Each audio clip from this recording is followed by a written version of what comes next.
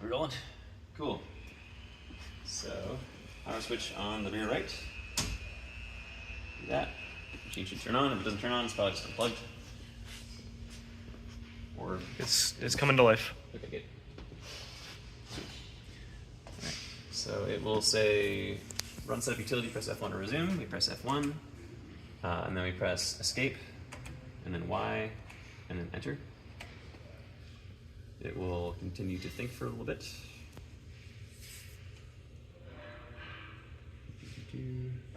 Say drive error, that's okay. We'll just press F1 to resume, and then it will continue to boot up.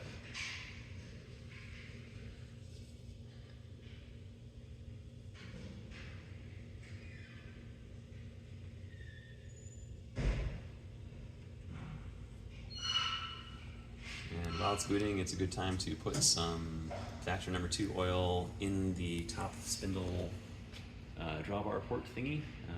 One small amount should do it.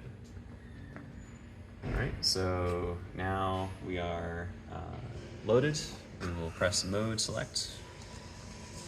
We'll say false status, that is actually expected. We'll click on false status to see what's going on. Enter reset to continue, axes need to be referenced. So we'll go ahead and do that, so press reset. And then I think we'll go back to mode select and we'll go to jog. I believe the machine does not move until the axes are referenced, according to instructions. I think it does a little bit. Okay. Alright, so we will move the axes in positive directions, X, Y, and Z. There are currently not limits for negative directions, so that can damage the machine if you decide to reference that direction.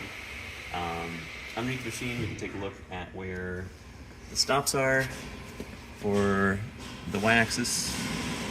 That's the limit, and the limit switch is back there. And then for the X-axis, that's the switch, and the limit is kind of hard to see, but it's like here-ish, somewhere.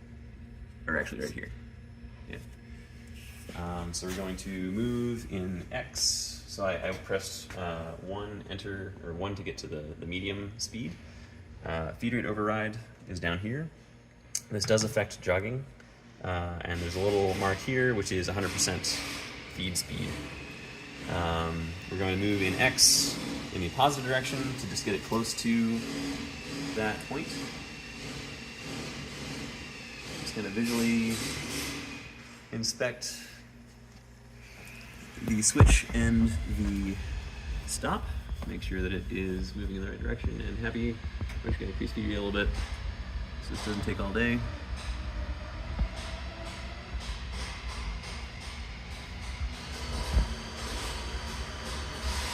Walking.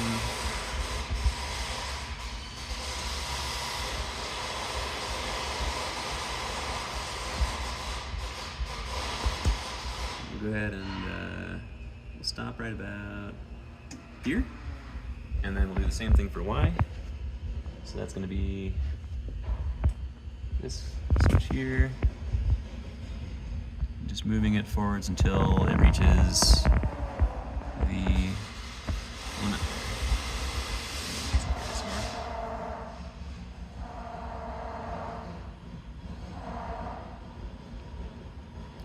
And the limit's just that set screw there. That's pretty good. So now that we're relatively close, we also want Z to be moved a little bit between 0 and 1, so that way it can actually hit its limit switch as well. We're going to press R for reference 0, and then we will move each of these switches in the positive direction. Again, the negative direction does not have a limit, so don't go in that direction. So we'll do Z first. There we go. So now see that position is 0, distance moved to 0, and then we'll do the same thing for X. We should stop out there, and we'll do the same thing for Y. Here we go. So now we are fully referenced to machine 0. We can then move at a reasonable clip downwards. So negative axis always after your initial reference because there's no positive room.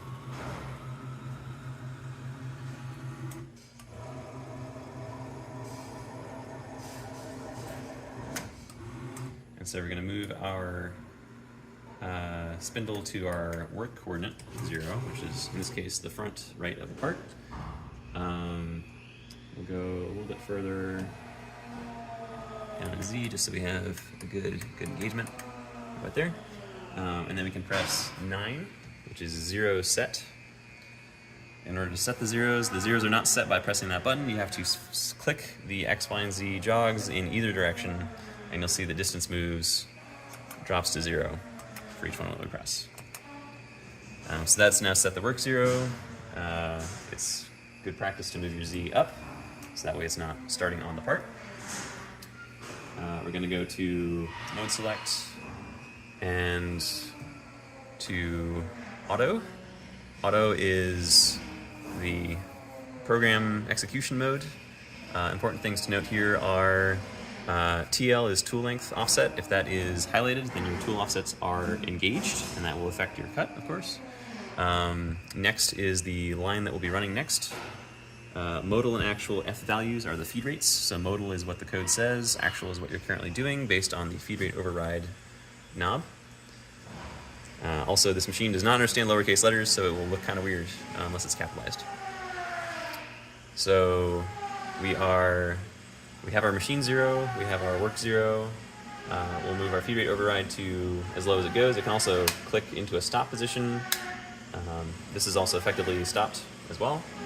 The spindle needs air, so make sure that it's hooked up in the back.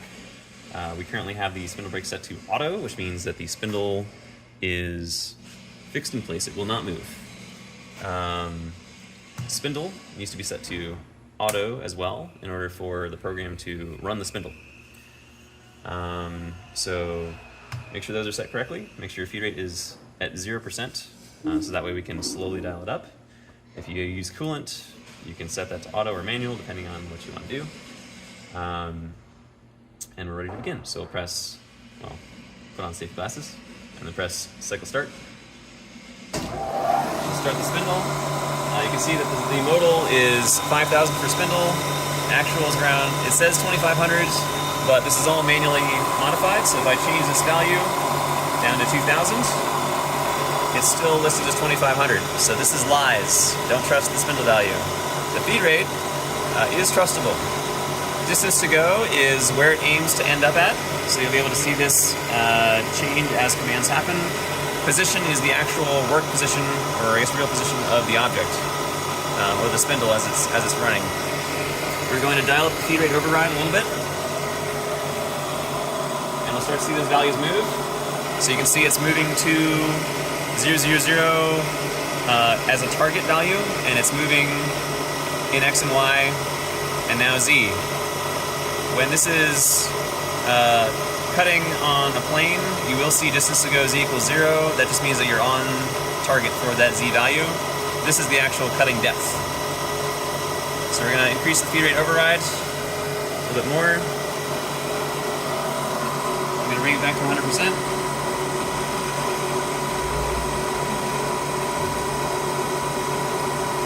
And we'll see it do its cuts.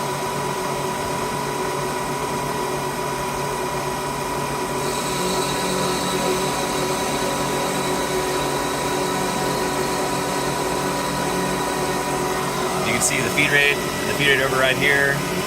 It's pretty close. The dial is on 100%.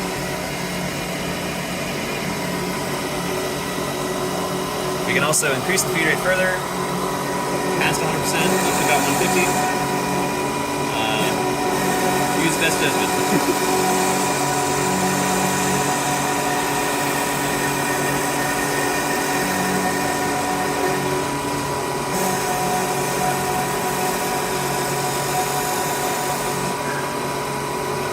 Now it's retracting. As the program finishes, it will wrap it up to Z0 and X and Y0. You don't have to let it go all the way. You just bring your feed rate override down, press motion stop to stop the program, and spindle off.